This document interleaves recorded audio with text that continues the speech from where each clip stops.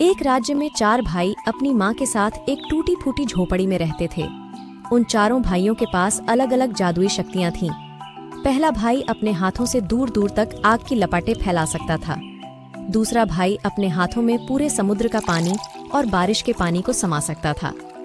तीसरा भाई 100 किलोमीटर दूर तक एकदम स्पष्ट देख सकता था। चौथा भाई किसी का भी रूप बदल सकता था। लेकिन उन चारों की यह शक्तियाँ राज्य में किसी को पता नहीं थीं, क्योंकि उनकी माँ ने उन्हें कसम दी थी कि अगर किसी को उनकी जादुई शक्तियों के बारे में पता चला तो उनकी जान को खतरा हो सकता है। एक दिन उनकी माँ चूल्हे में आग जलाने की कोशिश कर रही थी।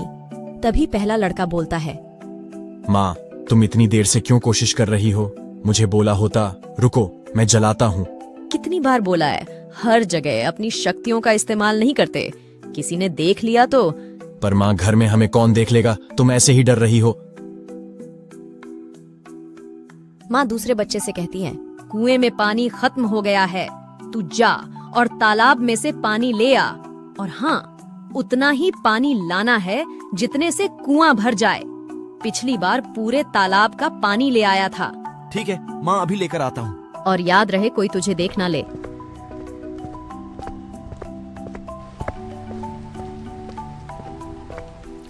दूसरा लड़का तालाब से पानी भरने लगता है। तभी पास ही के पेड़ पर एक बच्चा बैठा था। उसने बादल को तालाब का पानी अपने हाथों में समेटते हुए देख लिया। बादल वापस अपने घर आ जाता है। माँ, तुम खामखा चिंता करती हो। तालाब के पास इंसान तो छोड़ो, एक पंछी तक नहीं था। बादल सारा पानी कुएं में डाल देता है।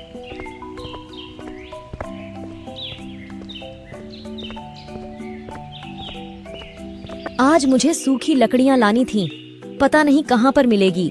रुको माँ, मैं देखता हूँ दूर दूर तक लकड़ियाँ कहाँ पर मिलेगी। तीसरा लड़का दूर तक नजरें दौड़ाता है।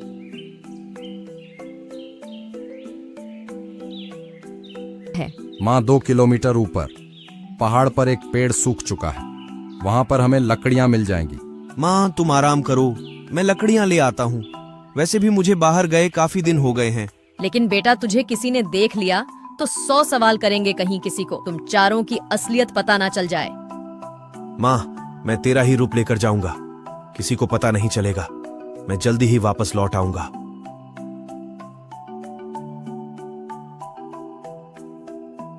चौथा लड़का अपनी माँ का रूप लेकर वहाँ पर पहुँच जाता है और लकड़ियाँ इकट्ठी करने लगता है। तभी वहाँ एक औरत आ जाती है। अरे बहन, कितने दिनों बाद तुझे देखा, अब तू कहाँ रहने लगी है? माफ कीजिएगा, पहचाना नहीं। अरे तुम मुझे भूल गई। 20 साल पहले हम दोनों पड़ोस में ही रहती थी। एक दिन तुमने अचानक गांव छोड़ दिया। आज कितने साल बाद दिखाई दी है, तूने बताया नहीं। अभी तू कहाँ रहती है? ये औरतों को दूसरों की कितनी पंचायत होती है। 20 साल हो गए, लेकिन अभी तक मेरी माँ को नहीं भूली। मुझे लेट हो रहा है, मुझे जाना होगा। घर पर बहुत सारा काम पड़ा है, फिर मिलेंगे। पर मेरे सवालों का उत्तर तो देकर जा। उधर जिस बच्चे ने बादल को अपने हाथ में पानी भरते हुए देखा था, अपने पिता को सारी बात बताई। वह बच्चा राज्य के महामंत्री का बेटा था। मुझे उस जादुई लड़के का पता लगाना होगा। महामंत्री अपने बच्चे के बताए हुए मार्ग पर जाता है और उस औरत की झोपड़ी तक पहुंच जाता है। महामंत्री चारों लड़कों की जादुई शक्तियां देख लेता है। अच्छा, तो ये बात है, इतना बड़ा राज राज्य से छुपा हुआ है। मुझे महाराज को सारी बात बतानी होगी। महामंत्री महाराज को सारी बात बताता है। अच्छा, तो उस पहाड़ी पर एक औरत अपने जादुई बच्चों के साथ रह रही है। पिछली बार तालाब का पानी भी उन्होंने ही गायब किया था। उस औरत को अपने चारों लड़कों के साथ दरबार में पेश करो। उस औरत को उसके लड़कों के साथ पकड़कर दरबार में लाया जाता है। महाराज की जय हो महाराज, मुझे माफ कर दीजिए। मैं नहीं चाहती थी कि मेरे बच्चों के ऊपर कोई मुसीबत आए, इसीलिए मैंने इन चारों को छिपा कर रखा था। इन सभी को तुरंत कारागार में डाल दो। उस साल राज्य में अकाल पड़ गया। महाराज बादल को बुलाते हैं। हमने तुम्हें कारागार में इसीलिए रखा है ताकि समय आने पर तुम हमारे काम आ सको।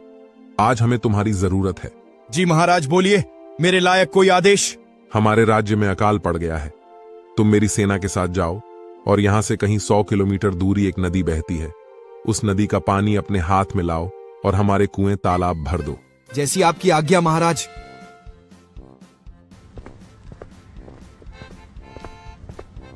बादल सेना के साथ जाता है और पानी ले आता है। वो राज्य के सारे तालाब और कुएं पानी से भर देता है। इन्हें वापस कारागार में डाल दो ताकि यह कहीं भाग ना जाए। इसी तरह 1 साल और बीत जाता है। अगली साल अच्छी बारिश हुई थी, खेत में फसलें लहरा रही थीं। इस बार फसलें तो काफी अच्छी हुई हैं महाराज, लेकिन एक मुसीबत चारों तरफ मंडरा रही है। क्या समस्या है महामंत्री, खुलकर बताओ। आसपास के राज्यों में टिड्डों ने सारी फसलें नष्ट कर दी है।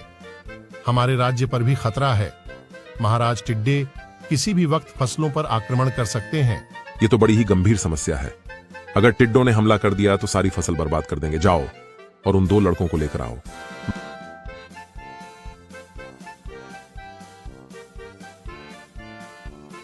महाराज की जय हो। तुम दोनों अपनी शक्तियों के बारे में बताओ। जी महाराज, मैं अग्नि हूं। मैं अपने हाथों से आग की लपटें तैयार कर सकता हूं। और महाराज मैं 100 किलोमीटर दूर तक कोई भी वस्तु स्पष्ट देख सकता हूँ। तुम दोनों हमारे काम आ सकते हो। मैं तुम दोनों को आदेश देता हूं। तुम राज्य की चारों सीमाओं पर नजर रखोगे।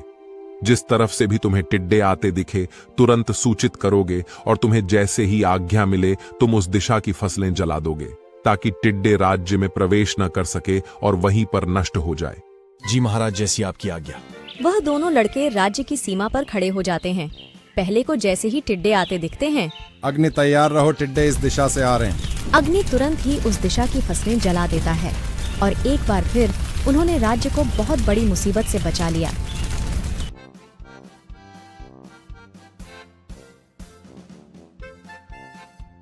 हम कब तक यूं कारागार में कैद रहेंगे? हमें यहाँ से निकलने की योजना बनानी चाहिए।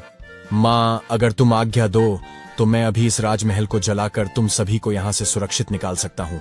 नहीं बेटा महाराज, जो भी कर रहे हैं हम सबकी भलाई के लिए ही कर रहे हैं। और राजा तो भगवान का रूप होते हैं, वह हमें हर समस्या से निकाल सकते हैं। हमें यहाँ कैद करने के पीछे भी महाराज का कोई प्रयोजन होगा। महामंत्री फिर से राजा के सामने खड़ा हो जाता है। महाराज, एक और समस्या उठ खड़ी हुई है। इस बार क्या हुआ महामंत्री?